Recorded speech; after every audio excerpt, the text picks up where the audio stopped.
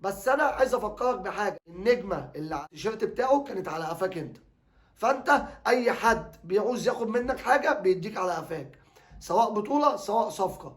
فانا مش هقول لك حاجه اكتر من كده، ومش هقول لك اوعى تنسى المطعم اللي انت خسرت منه في الكونفدراليه في ربع النهائي، اللي هو كان معمول في 2016، اللي هو اللاعب اللي جاب فيك جون اسمه اندومي او اندولي. مش عايزك تنسى الكلام ده. بس انا بقول تاني، انا عمري ما هوصل لحالتك ولا انت هتوصل لحالتي. انا بتكلم في كيان بعيد قوي كل البعد عن اللي انت بتنتمي له او بتشجعه.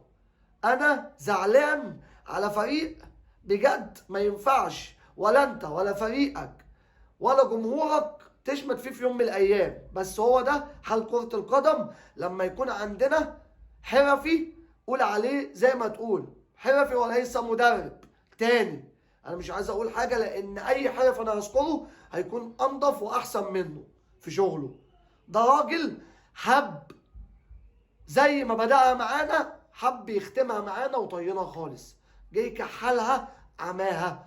طبعا مش هقول لاداره الاهلي توجه الشكر لكولر، لو حبوا يبعتوا له تورتايه من العبد او من اتوال او من لابوار على الفندق، وسواق اوبر ياخدوا يركبوا من محطه مصر او يوصلوا مطار القاهره، كتر الف خيركم كده.